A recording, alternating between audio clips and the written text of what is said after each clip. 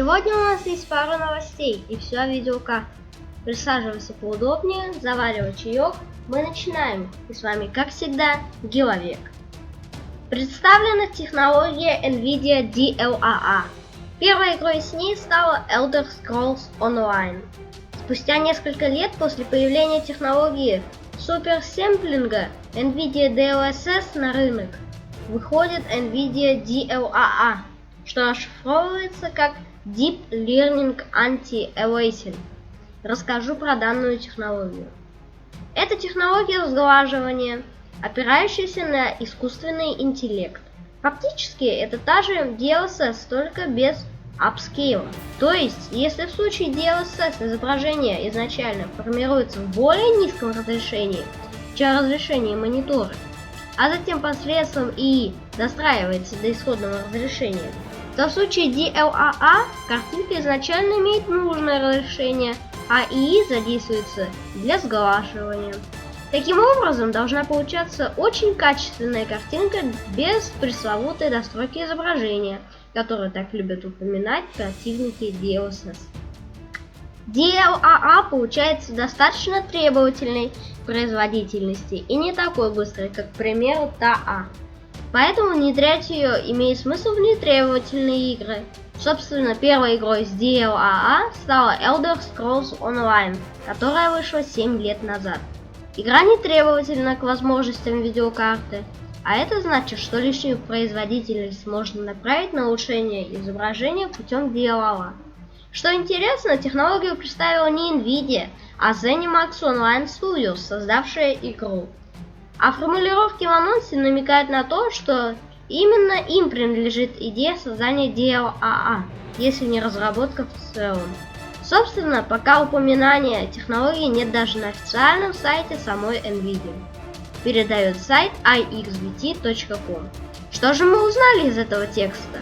То, что DLAA – это новая система сглаживания, как DLSS, но в нормальном качестве, а также эта технология более требовательна, и ее добавляют в нетребовательные игры. То есть Cyberpunk 2077 ее не добавит. $5000 за GeForce RTX 4090. Опубликован прогноз стоимости видеокарт NVIDIA следующего поколения. Линейка NVIDIA Ada Lovelace может подорожать вдвое относительно моделей нынешнего поколения. За последние несколько лет видеокарты NVIDIA заметно прибавили в цене. Это если не судить даже не по рыночной стоимости, а по рекомендованной. Однако следующая линейка Ada Lovelace сможет принести совсем неприятный сюрприз по этой части. Согласно данным источника, видеокарты GeForce RTX 40 сильно подорожают относительно моделей нынешнего поколения. Как ожидается, стоимость флагмана линейки GeForce RTX 4090 составит $3000. Прогнозные цены на другие модели выглядят следующим образом. GeForce RTX 4080 Ti $2000, GeForce RTX 4080 $1200, GeForce RTX 4070 $800, GeForce RTX 4060 $400. Если сравнивать с моделями нынешнего поколения, то RTX 4090 и RTX 4080 дорожают вдвое, RTX 4070 на 70%, RTX 4060 на 20%. Но это рекомендованные розничные цены.